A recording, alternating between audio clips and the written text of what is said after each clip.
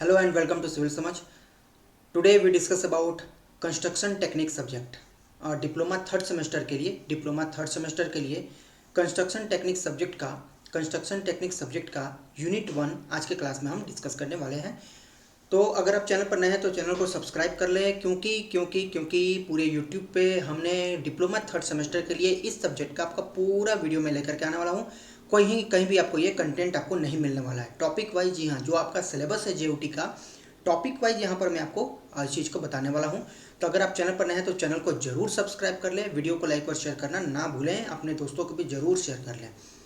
ठीक है, तो देखिए ये पहला यूनिट है। टोटल आपको इसमें देखेंगे, टोटल इसमें आपको 13 यूनिट में बांट रखा है। कितना यूनिट में? तो टोटल आपको इसमें 13 यूनिट में इसको कंप्लीट करके रखा हुआ है। ठीक है, तो 13 यूनिट में से 13 यूनिट मतलब कि ये 13 आपका वीक में दिया है, तो हमने उसको टोटल 13 यूनिट में कंबाइन कर रखा है।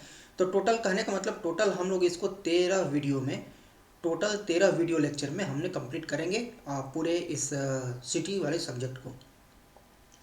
ठीक है, तो स्टार्ट करते हैं आज का क्लास। सबसे पहला टॉपिक है इसमें मेथड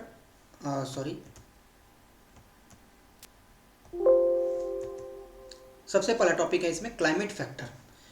देखिए क्लाइमेट फैक्टर थोड़ा सा आपको लगेगा कि सिविल में हम लोग को फिर से इन्वायरमेंट पढ़ने को मिल रहा है। मतलब सिटी वाले सब्जेक्ट में इन्वायरमेंट तो सिविल का तो पार्ट है ही, सिटी वाले सब्जेक्ट में आपको इन्वायरमेंट का थोड़ा सा पार्ट पढ़ना है। तो सिलेबस है तो उसके लिए हमको पढ़ना ही है। क्लाइमेट फैक्टर में कहता है, क्लाइमेट फैक्टर का आपका डिफिनीशन क्या होता है? तो climate is the average weather condition. Climate क्या है कि एवरेज वेदर कंडीशन है over a long period of time in a region, over a long period of time, usually at least 30 years, कम से कम 30 साल का आपका लॉन्ग पीरियड का जो है यूजुअली 30 साल का वेदर कंडीशन को हम लोग क्लाइमेट कहते हैं। It's defined by the means and variability of meteorological variable such as temperature, wind, velocity and precipitation. मतलब क्लाइमेट क्या है? क्लाइमेट मिक्सचर है किसका? वेरिएबिलिटी है। किसका वेरिएबिलिटी है? तो मेट्रोलॉजिकल वेरिएबल्स, मतलब टेम्परेचर, विंड, वेलोसिटी, प्रेसिपिटेशन, इसका डाटा पिछले 30 सालों का जो ये डाटा होता है, इसके एवरेज वेदर कंडीशन को ही हम लोग क्या कहते हैं? क्लाइमेट कहते हैं। There are 7 factors that affect the weather, including weather को 7 तरह के फैक्टर इंक्लूड करते हैं। कौन कौन इंक्लूड करते हैं? तो temperature, precipitation, humidity, cloudiness, visibility, pressure and wind. Total हमने 7 यहाँ पर रखा है। हो सकता है कि आपको एग्जाम में पूछ दे कि इसके कौन कौन से फैक्टर अफेक्ट करते हैं इसको। कौन कौन है? Temperature, precipitation, humidity, cloudiness, visibility and pressure and wind. तो ये टोटल हमारे कितने हो गए? 7 हो गए इसके फैक्टर जो कि अफेक्ट करते हैं किसको? क्लाइमेट को। अगला है ट्रॉपिकल क्लाइमेट फैक्टर्स के बारे में बताएं। ट्रॉपिकल क्लाइमेट क्या है? A tropical climate is a type of climate typical in the tropics. ठीक है, एक टाइप होता है। It is a humid climate in which all 12 months have mean temperature above 18 degree centigrade. मतलब एक ऐसा क्लाइमेट है, ट्रॉपिकल क्लाइमेट का ऐसा नाम है ये, जिसमें टाइप है जिसमें कि सभी 12 महीने का आपका जो टेम्परेचर है वो 18 डिग्री से अब जाता हो। तो ऐसे क्लाइमेट को हम लोग ट्रॉपिकल क्लाइमेट के नाम से जानते हैं। Tropical climate are favourable for farming because of abundance of water and solar energy. यह फार्मिंग के लिए सबसे उचित होता है क्योंकि यहाँ पर वाटर और सोलर एनर्जी की कमी नहीं होती है, एक समान इस पर टेम्परेचर रहता है। Some of world most favourable is cash crop like banana, coffee, coconut and tea grow well in the tropical climate. तो जो भी आपके ये नकदी फसल है, कैश क्रॉप मतलब नकदी फसल, जैसे आपका केला हो गया, कॉफ़ी हो गया, कोकोनट हो गया, ठीक है, चाय हो गया, तो ये सभी इस क्लाइमेट में इसको उपजाया जाता है। नेक्स्ट है solar and wind flow pattern. Solar and wind flow pattern क्या होगा? कहता है कि solar wind refers to the continuous flow of charge particle from the sun into the space. Solar wind का मतलब क्या है? Continuous flow of charge particle का लगातार बहते रहना, लगातार फ्लो होना from the sun into the space. Sun से, सूरज से और स्पेस में इसका फ्लो होता है, उसको हम लोग सोलर विंड के नाम से जानते हैं। ओरिजिन क्या है? The solar wind is created when the sun corona heat plasma to the point that the sun gravity can't hold it down. मतलब ये इसका ओरिजिन कहाँ है? तो सन प्लाज्मा से ओरिजिन होता है किसका? विंड, सोलर विंड का। The plasma travel along the sun magnetic field line which extend radially outward, जो कि आउटवर्ड रेडियली आउटवर्ड में जाता है। जैसे जैसे आपका मान लेते हैं कि कोई एक इस तरह का सन है, तो इससे जो सोलर विंड हो गए रेडियली आउटवर्ड इस तरह से फ्लो होते हैं। तो ये रेडियली आउटवर्ड क्या फ्लो होंगे, चार्ज पार्टिकल्स। कौन से पार्टिकल्स, जो सन से एनर्जी के रूप में निकल रहे हैं वो हमारे चार्ज पार्टिकल्स से आएंगे। जो सन से निकल रहे हैं वो कहाँ जाएंगे, स्पेस में जाएंगे। तो इस फ्लो को कहते हैं क्या, सोलर विंड के नाम से हम इसको जानते हैं। ठीक है, तो हमने इसमें डिस्कस किया क्लाइमेट फैक्टर के बारे में, ट्रॉपिकल क्लाइमेट क्या है, और सोलर विंड फ्लो पैटर्न हमारा क्या होता है। फ्लो पैटर्न क्या होता है, फ्लो पैटर्न अगर पूछा ऑब्जेक्टिव में तो फ्लो पैटर्न क्या होता है, नाम लिखेंगे कौन सा, रेडियल। देखिए हमने यहाँ पर मेंशन किया हुआ है रेडियल,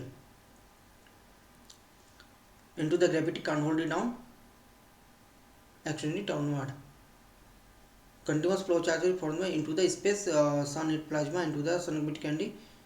हाँ, तो ये रेडियल होता है, ये नाम यहाँ पर लिख लेंगे रेडियल।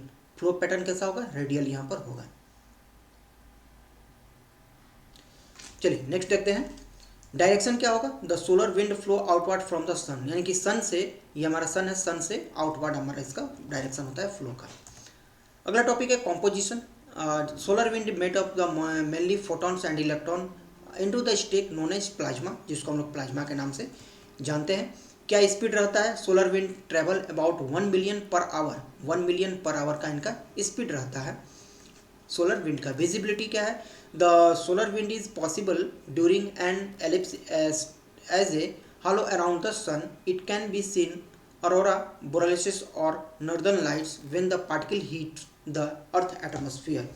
मतलब इसको हम लोग कहाँ देख सकते हैं, सोलर विंड को हम लोग देख सकते हैं पूरे सन के चारों तरफ देख सकते हैं। ठीक है, जब सन पार्टिकल्स अर्थ एटमोस्फियर में एंटर करता है उस वक्त देख सकते हैं।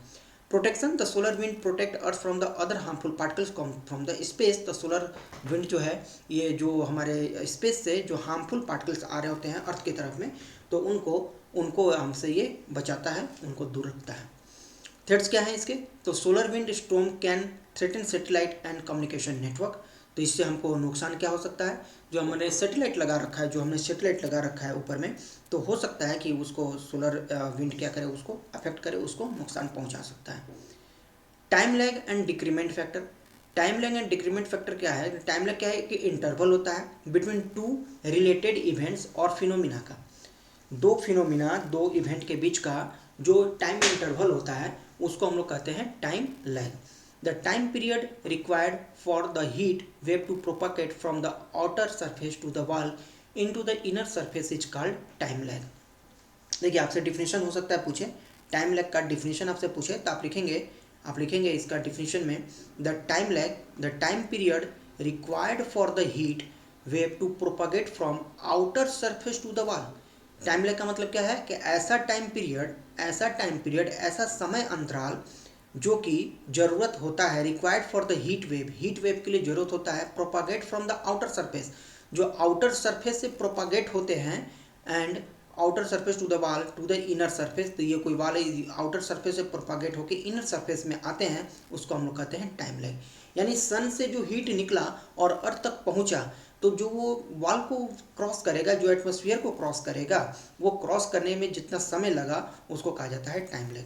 The ratio of heat wave amplitude at two surface of the wall is referred as the decrement factor. तो उसको हम लोग डिक्रीमेंट फैक्टर कहते हैं, किसको, ratio of heat wave amplitude two surface of the wall, यानी कि दो सरफेस का हम लोग रेशियो लेते हैं, किसका, हीट वेव एम्पलीट्यूड का, हीट वेव एम्पलीट्यूड किसका, वॉल 1 का, फिर हीट वेव एम्पलीट्यूड लेंगे वॉल नंबर 2 का, तो इसका रेशियो को कहेंगे हम लोग डिक्रीमेंट फैक्टर। ठीक है, इसको कहेंगे हम लोग डिक्रीमेंट फैक्टर।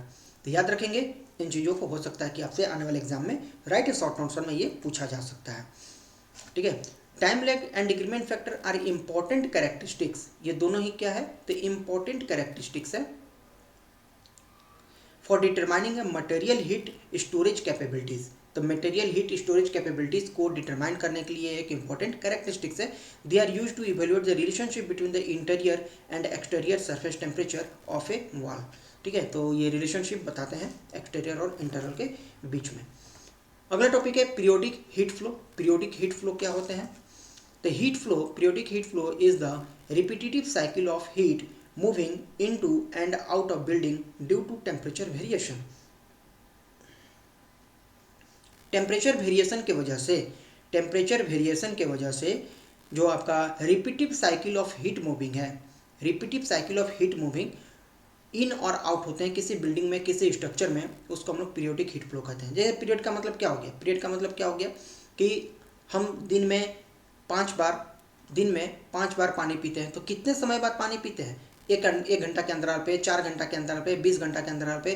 तो आपका जो अंतराल होता है ना, वही आपका पीरियोडिक कहलाता है। अब पीरियोडिक का मतलब कि एक खास समय बाद उसको दोहराया जाना, ये ना होता है पीरियड का मतलब। और हीट फ्लो मतलब जहाँ कहीं से हीट आ रहा है, कहीं जाके पेनिट्रेट कर रहा है। तो पीरियोडिक हीट फ्लो का मतलब यही है कि यह रिपीटिटिव साइकिल, कितना देर में वो साइकिल रिपीट हो रहा है, heat moving into and out of building, building के अंदर या बिल्डिंग के बाहर का, due to temperature variation, temperature variation के कारण। Here some factor related to the periodic heat flow. तो यहाँ पर कुछ आपको फैक्टर्स हैं, कौन कौन फैक्टर है, तो टाइम लैग, तो टाइम लैग बताएगा फैक्टर। जी हाँ, समय अंतराल वही ना होता है कि कितना समय में कोई हीट बाहर से अंदर की तरफ में आता है, ये आपका कहलाता है क्या, टाइम लैग कहलाता है। अभी ऊपर में पढ़े डिक्रीमेंट फैक्टर आपको बताता है कि अंदर का जो हीट वेव का एम्पलीट्यूड है और बाहर का हीट वेव का एम्पलीट्यूड है, दोनों का रेशियो हमारा क्या कहलाता है, डिक्रीमेंट फैक्टर कहलाता है। हीट स्टोरेज क्या कहलाएगा, heat storage is building material like wall during the day and the release at the night. तो हीट कितना स्टोर कर पा रहा है, जो आपका वॉल है, रूफ है, स्लैब है, बीम है, कितना स्टोर कर रहा है और उसको कितना जल्दी वो रिलीज कर रहा है, हीट स्टोरेज पे डिपेंड करेगा। कहीं का हीट स्टोरेज अगर ज़्यादा होगा तो जल्दी गर्म हो जाएगा, ठीक है। Heat various heat transfer mechanism exist including convection, conduction, thermal radiation and evaporative cooling. तो जो हीट ट्रांसफर का मैकेनिज्म है, वो मैकेनिज्म ये 4 तरह से होंगे। पहला कन्वेक्शन होगा, फिर कंडक्शन होगा, फिर थर्मल रेडिएशन होगा और फिर इवापोरेटिव एंड कूलिंग आएंगे। तो ये चार जो चीज़ें आपको याद रखने हैं, हाँ, ये आपको याद रखने हैं। हो सकता है कि आपका क्रम पूछ दे, आपका इसका लाइन बाय लाइन याद आपको रखना होगा। चलिए अगला है classification of soil. The climate factors के बाद आते हैं सॉइल का क्लासिफिकेशन पे। सॉइल कितने तरह के होते हैं, तो सॉइल का मतलब क्या है, soil is classified along various system that consider the characteristics. तो सॉइल का क्लासिफिकेशन हम लोग 3 या 4 तरीके से करते हैं। कौन कौन तरीका है, देखिए पहला है USCS क्लासिफिकेशन, जिसको कहते हैं यूनिफाइड सॉइल क्लासिफिकेशन सिस्टम। अब इसमें देखिए, अब आपको सॉइल का तो जियोटेक्निकल इंजीनियरिंग नहीं पढ़ाया, सॉइल मैकेनिक्स नहीं पढ़ाया, सॉइल का भी कुछ पार्ट्स इसमें आपको दे दिया है। हो सकता है कि आगे हो सकता है कि आपको इसको पढ़ाए। तो USCS क्लासिफिकेशन क्या कहता है कि ये जो सॉइल का क्लासीफाई करेगा ना, based on textures and plasticity. अब जैसे इंसान के बारे में अगर पूछा जाएगा, इंसान का क्लासिफिकेशन कीजिए, कैसे करेंगे, हाइट के आधार पे, छोटा हाइट है, बड़ा हाइट है, मीडियम हाइट है। रंग के आधार पे करेंगे, गोरा है, काला है, सांवला है, ठीक है, रंग के आधार पे करेंगे। उसके मोटाई के आधार पे करेंगे, दुबला है, पतला है, मोटा है, मोटाई के आधार पर करेंगे। उसके रहने के आधार पे करेंगे, मतलब नेचर कैसा है उसका, गुस्सैला वाला नेचर है, अच्छे लोग नेचर है, सादगी वाला नेचर है। तो डिफरेंट तरह का क्लासिफिकेशन होता तो आदमी ही है, लेकिन क्लासिफिकेशन अलग अलग हो जाते हैं। तो उसी तरह से सॉइल का क्लासिफिकेशन है। तो USCS क्लासिफिकेशन किस पर बेस्ड होता है, वो होता है आपका टेक्सचर और प्लास्टिसिटी पे। याद रखेंगे, ऑब्जेक्टिव हो सकता है यहाँ से आपको क्वेश्चन पूछ दे, ठीक है। टेक्सचर एंड प्लास्टिसिटी पर बेस्ड होता है कौन, USCS का क्लासिफिकेशन, ठीक है। तो ये ग्रेन साइज देते हैं किस पे होंगे। दूसरा आता है ऑस्थो क्लासिफिकेशन सिस्टम। अब ऑस्थो क्या करेगा, ऑस्थो का कहता है कि ग्रेन साइज का डिस्ट्रीब्यूशन, जो उसका साइज होगा ना। अब टेक्सचर का मतलब क्या है, टेक्सचर का मतलब कि सॉइल हमारा दिखने में कैसा है, ठीक है, रेतीली है, ठीक है, मतलब कि कोर्स है, ज़्यादा कोर्स नहीं है, उसका टेक्सचर और प्लास्टिसिटी कितना है, जिसमें जितना ज़्यादा कोहेशन होगा उतना ज़्यादा वो प्लास्टिक सॉइल बनेगा। ऑस्थो क्लासिफिकेशन कहता है कि इसके साइज के आधार पर इसको बांटा गया है, ठीक है। साइज किसी सॉइल का साइज जितना होगा उसको हम लोग अलग नाम से जानेंगे, एंड उसका उन्हें ग्रुप बनाया तो उसको सॉइल इंडेक्स कहते हैं। तीसरा क्लासिफिकेशन आता है ISSCS, Indian standard soil classification system. ये सॉइल को 3 मेजर ग्रुप में बांटा है, कोर्स ग्रेन, फाइन ग्रेन और ऑर्गेनिक के लिए। कोर्स ग्रेन, फाइन ग्रेन और ऑर्गेनिक में इसने इसको बांटा हुआ है। इसने प्रॉपर्टी यूज किया है सबको, इन तीनों को मिला के ये प्रॉपर्टी यूज कर लिया, क्या क्या, ग्रेन साइज का, shape, distribution, consistency and plasticity index to the soil. देखिए, तो हमने 3 तरह का क्लासिफिकेशन डिस्कस किए। पहला क्लासिफिकेशन यूएससीएस जो कि बताता है इसके टेक्सचर और प्लास्टिसिटी को। दूसरा है ऑस्टो क्लासिफिकेशन जो कि ग्रेन साइज को बताता है। और तीसरा आता है इंडियन स्टैंडर्ड का Indian standard soil classification system, जो इन दोनों को यूज कर लिया। यहाँ पर आपका ग्रेन साइज का भी है, शेप का भी है, डिस्ट्रीब्यूशन है, कंसिस्टेंसी है, प्लास्टिसिटी इंडेक्स है सॉइल को क्लासिफिकेशन करने के लिए। ये 3 तरह का क्लासिफिकेशन आपको याद रखना है। ठीक है, अब देखिए सॉइल 2 तरह के सॉइल का कैसे हम लोग जनरली हम लोग सॉइल को इस तरह से क्लासीफाई करते हैं। जिस सॉइल में हम एक लाइन खींचते हैं, जिस सॉइल का साइज 75 माइक्रन से 2 माइक्रन के बीच में है उसको हम लोग कहेंगे क्या, सिल्ट के नाम से जानेंगे। जिस सॉइल का साइज 75 माइक्रन से पहले कम है, अब जानिए पहले फाइन ग्रेन और कोर्स ग्रेन सॉइल किसको कहेंगे। फाइन ग्रेन का मतलब हो गया फाइन ग्रेन सॉइल, एफजीएस जो लिखे हैं फाइन ग्रेन सॉइल 75 माइक्रन से जिसका साइज कम होगा उसको हम लोग कहेंगे क्या, फाइन ग्रेन सॉइल। और 75 माइक्रन से जिसका साइज बड़ा होगा उसको कहेंगे कोर्स ग्रेन सॉइल। इतना याद रहेगा। अब 75 माइक्रन से 2 माइक्रन के बीच आता है तो उसको हम लोग सिल्ट के नाम से जानते हैं। और 2 माइक्रन से अगर छोटा हो गया, 2 माइक्रन से छोटा हो गया तो उसको हम लोग क्ले के नाम से जानेंगे। इसमें कन्फ्यूजन होता है बहुत, इसमें बहुत कन्फ्यूजन होता है, तो आप याद रख लीजिए ट्रिक इसका क्या है कि देखिए ABCD में C पहले आता है, S बाद में आता है, तो C को सबसे किनारे रखिएगा। ठीक है, इससे आपका कन्फ्यूजन दूर हो जाएगा। सिल्ट पहले होगा कि क्ले पहले होगा, ये तो याद रखना है। 75 माइक्रन से 2 माइक्रन के बीच में जो साइज रहेगा वो सिल्ट होगा, और 2 माइक्रन से छोटा रहेगा तो वो आपका क्ले हो जाता है। ठीक है, तो इस तरह से आप चीज़ों को याद रख सकते हैं। और 75 माइक्रन से 4.75 mm के बीच है तो उसको हम लोग सैंड के नाम से जानते हैं। 4.5 mm से 75 से 80 mm के बीच अगर साइज रहता है तो उसको हम लोग ग्रेवल के नाम से जानते हैं। एंड 80 से 300 के बीच रहता है तो कोबल के नाम से जानते हैं। और 300 से बड़ा रहता है तो उसको हम लोग बॉल्डर के नाम से भी जानते हैं। तो ये टोटल हमको सॉइल का क्लासिफिकेशन है। साइज के आधार पे कौन कौन आ गया, तब पहला नंबर पर क्ले, दूसरा नंबर पे सिल्ट, फिर तीसरा पे सैंड, चौथा पे ग्रेवल, पांचवा पे कोबल और छठा पे आ गया बोल्डर। तो ये साइज के अकॉर्डिंग किसने बांटा था, तो अस्थो ने बांटा था, ग्रेन साइज डिस्ट्रीब्यूशन किया था। ठीक है, तो ग्रेन का जो साइज है उसके अकॉर्डिंग इसको बांटा गया है। तो उम्मीद है इतना आपको क्लियर हुआ होगा। ठीक है, टेक्सचर क्लासिफिकेशन, जो टेक्सचर का क्लासिफिकेशन है उसके अकॉर्डिंग साइज का जो होता है उसका भी हम लोग साइज ज्ञात करते हैं।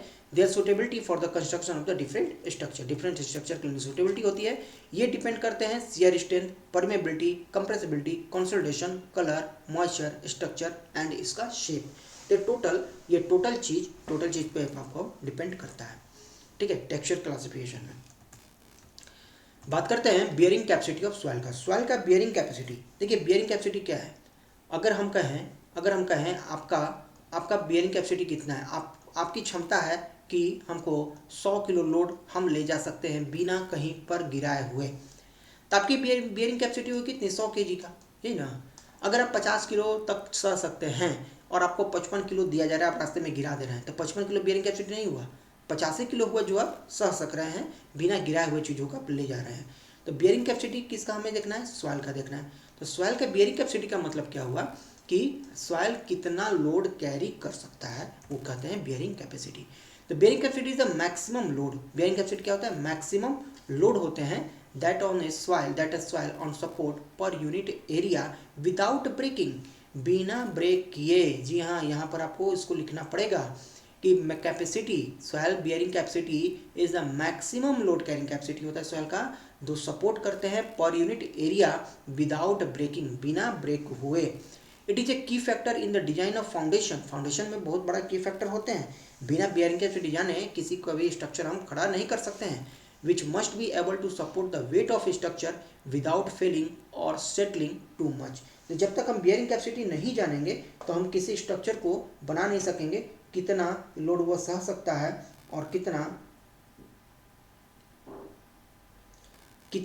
वो हम उस पर लोड दे सकते हैं। ठीक है, the capacity of soil applied to the ground, उसके बाद ग्राउंड पे चला जाता है। तो ये फार्मूला होते हैं बियरिंग कैपेसिटी फाइंड करने का। अगर आपको सॉइल मैकेनिक्स आगे पढ़ना हुआ तो ये फार्मूला आपको फिर से दिखेगा, Q is equal to CNC gamma DF NQ 0.5 gamma B N gamma NC NQ N gamma bearing capacity factor होते हैं। इसके बारे में हम लोग आगे डिस्कस करेंगे जब आपको ये वाला चैप्टर पढ़ना होगा। अभी फिलहाल के लिए इतना जानिए।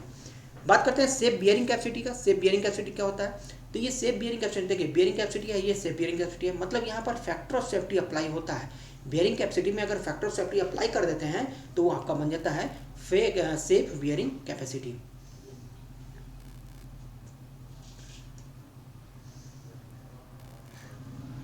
ये होता है it is the working pressure that would ensure a margin of safety. ये वर्किंग प्रेशर बताता है तो ताकि इंश्योर करते हैं मार्जिन ऑफ सेफ्टी को against the collapse of the structure.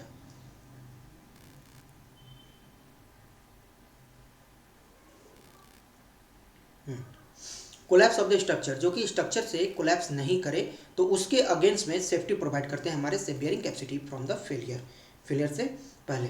The safe bearing capacity is usually a fraction of the ultimate net bearing capacity. Net bearing capacity का आपका ये फ्रैक्शन होता है सेफ बियरिंग कैपेसिटी। जनरली आप इतना याद रखिए कि बियरिंग कैपेसिटी ऑफ सॉइल क्या है, तो सॉइल का वर्क कैपेसिटी जितना वो लोड बियर कर सकता है उसको हम लोग बियरिंग कैपेसिटी ऑफ सॉइल कहते हैं। Maximum load that can support per unit area without breaking. और सेफ बियरिंग कैपेसिटी क्या है कि when factor of safety is applied, when factor of safety is applied on a soil then bearing capacity is known as safe bearing capacity. आप इतना भी उसको लिख सकते हैं, ठीक है। इसको हम लोग डिनोट करते हैं क्यू यू बट्टा में फैक्टर ऑफ सेफ्टी। देखिए क्यू यू ऊपर में निकाले थे, अब इसमें फैक्टर ऑफ सेफ्टी से डिवाइड कर देंगे, बन जाएगा क्यू सेफ, तो सेफ बियरिंग कैपेसिटी आ जाता है।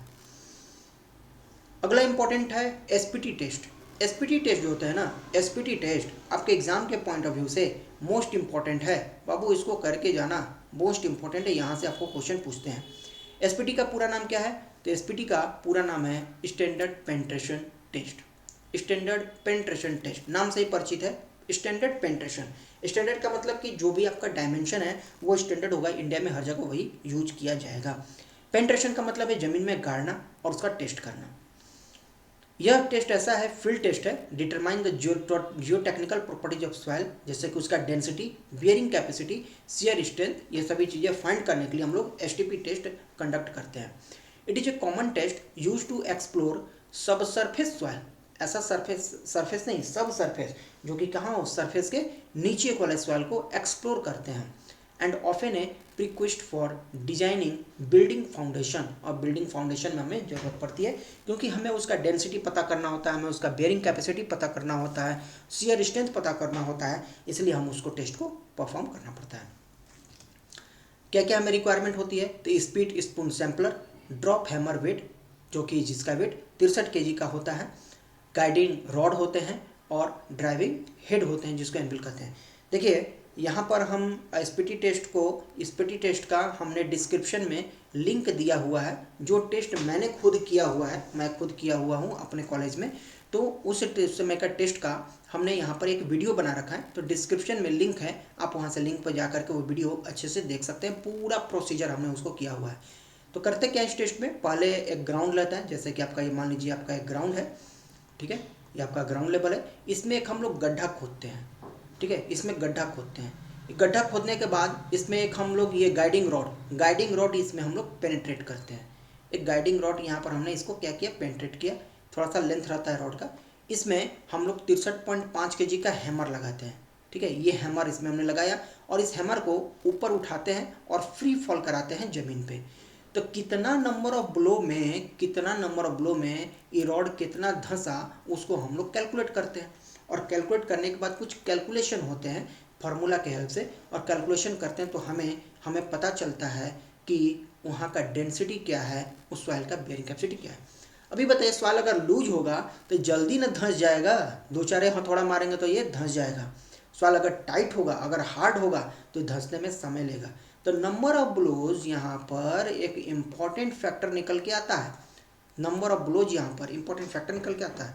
कितना नंबर ऑफ ब्लोज में कितना पेनिट्रेशन हुआ है वही हमको यहाँ पर रीडिंग लेना होता है, ठीक है।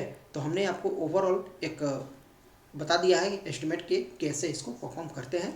बाकी प्रोसीजर में सबसे पहले setup the tripod over the hole and the place the unit together, और गड्ढा खोद के उसमें उसको हम लोग प्लेस करेंगे। Spoon rest on the bottom of the hole में जो हमारा स्पून है उसको हम लोग टच कराएंगे, रेस्ट करेंगे।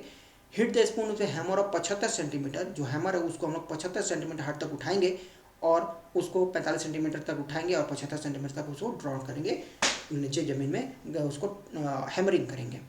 Alternatively stop after hitting the sampler 100 times, जब 100 टाइम्स हो जाता है तब उसको हम लोग स्टॉप कर देंगे इस प्रोसीजर को। तो नंबर ऑफ ब्लो जो आएंगे उसको हम लोग रिकॉर्ड कर लेंगे, लेकिन पहला 15 सेंटीमीटर को हम लोग इग्नोर करके चलते हैं। तो ऑब्जेक्टिव में हो सकता है आपसे यहाँ पर ये चीज़ें पूछ लिया जाए कि 15 सेंटीमीटर तक हम लोग कितना सेंटीमीटर जगह है पे इग्नोर करते हैं, क्योंकि सॉइल ऊपर का जो सरफेस होता है थोड़ा लूज होता है, तो इसीलिए शुरू का 15 सेंटीमीटर हम इग्नोर कर देते हैं। बाकी हम लोग लिखते हैं कि प्रत्येक 15 सेंटीमीटर पेंट्रेशन पर कितना कितना वहाँ पर आपका ब्लो लगा उसको पेंट्रेट करने के लिए। उसके बाद जब ये चीज़ें हो जाती हैं तो हम लोग 15, 30, 45 ये सभी डेप्थ पे जा करके चीज़ों को रीडिंग लेते हैं, और रीडिंग लेने के बाद हम लोग कैलकुलेशन अप्लाई करते हैं। कुछ इसमें प्रिकॉशन रखना पड़ता है। क्या सावधानियाँ बरतते हैं? कहता है कि जो आपका सैम्पलर है जिसमें सॉइल इकट्ठा होगा वो गुड कंडीशन में होना चाहिए। कटिंग एज जो होगा सैम्पलर का वो ठीक ठाक होना चाहिए, ख़राब नहीं होना चाहिए, नहीं तो धंसने में समय लेगा। हाइट का जो फ्री फॉल होगा वो 75 सेंटीमीटर तक ही होना चाहिए, कम रहेगा तो उस पर प्रॉपर लोड नहीं पड़ पाएगा कि हमारा वैल्यू नहीं मिलेगा सही। उसके बाद जो ड्रिल रॉड होगा वो स्टैंडर्ड कंडीशन होनी चाहिए और वर्टिकली होल्ड करके रखना चाहिए ताकि उसे धंसने में समस्या ना हो। बोर होल जो आप बनाएंगे वो वेल क्लीन होना चाहिए, टेस्ट कंडक्ट करने से पहले, ना कि ईंटा पत्थर उसमें नहीं डाला होना चाहिए। ये सभी चीज़ें हैं आपको ध्यान रखना होगा टेस्ट को परफॉर्म करने से पहले। अब जब टेस्ट परफॉर्म हो जाता है, हमें नंबर ऑफ ब्लोज मिल जाते हैं, तो आपको उस पर दो तरह के करेक्शन लगाते हैं। एक होता है डायरेक्ट टेंसी करेक्शन और दूसरा होता है overburden pressure correction. Direct Tennessee correction हम लोग तब अप्लाई करते हैं जब अप्लाइड जो आपका वैल्यू मिला है एन का, जो नंबर ऑफ ब्लोज आपका आया हुआ है वो 15 से ज़्यादा है। ठीक है, तो इस कंडीशन में हम डायरेक्ट एनसी करेक्शन अप्लाई करते हैं। हमारे पास ये फार्मूला है, ये फार्मूला के हेल्प से हम लोग करेक्ट एनसी की वैल्यू कैलकुलेट करते हैं, जहाँ एनसी का मतलब क्या है, NC is the corrected value. और एन अगर 15 से ज़्यादा है तो इसको अप्लाई करेंगे, नहीं है तो यहाँ पर आपको इसको अप्लाई नहीं करना है। अगर 15 से कम आया है, एन क्या है, नंबर ऑफ ब्लोज है, नंबर ऑफ ब्लोज 30 सेंटीमीटर धंसने में अगर 15 ब्लो से ज़्यादा लग रहा है तो आपको अप्लाई करना है डायरेक्ट एनसी करेक्शन के लिए। दूसरा आता है ओवरबर्डन प्रेशर करेक्शन। इसको तब अप्लाई करते हैं जब कन्फाइनिंग प्रेशर हायर होता है, यानी कि वाटर टेबल करेक्शन के लिए आता है। जब 2 granular soil have the same relative density, जब 2 ग्रेनुलर सॉइल का रिलेटिव डेंसिटी सेम होता है तब हम इसको अप्लाई करते हैं।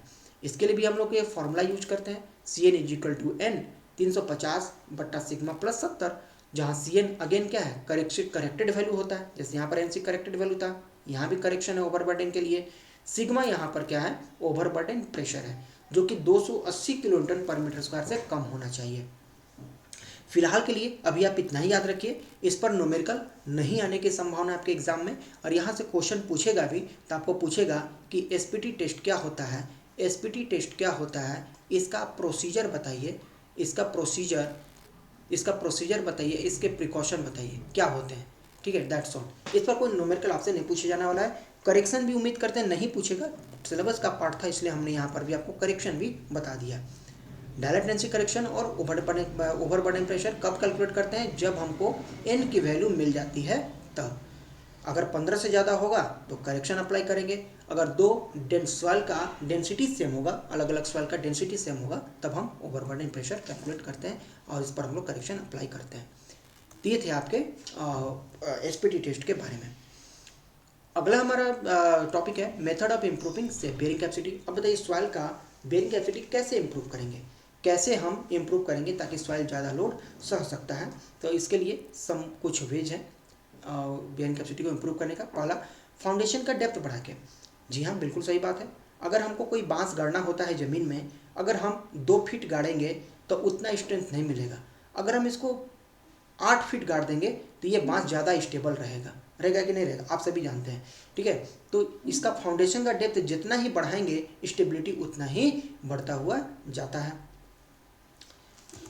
नेक्स्ट है ड्रेन द सॉइल। सॉइल को अगर वहाँ पर पानी जमा है तो सॉइल को ड्रेन कर देंगे। Infiltrate water at the moderate rate, वहाँ से फिल्ट्रेशन हम लोग कर देते हैं ताकि पानी वहाँ पर नहीं रहेगा। कॉम्पैक्ट द सॉइल, सॉइल अगर लूज है तो उसको कॉम्पैक्ट कर देंगे। ठीक है, सॉइल अगर लूज है तो उसको कॉम्पैक्ट करेंगे, यहाँ से हमें बेयरिंग कैपेसिटी बढ़ जाती है। Confine the soil, confinement under split foundation can reduce vertical displacement about 90%। तो कन्फाइनमेंट करेंगे सॉइल का, जो स्प्लिट फाउंडेशन उसका कन्फाइनमेंट करेंगे ताकि हमारा डिस्प्लेसमेंट वहाँ पर नहीं होता है सॉइल का।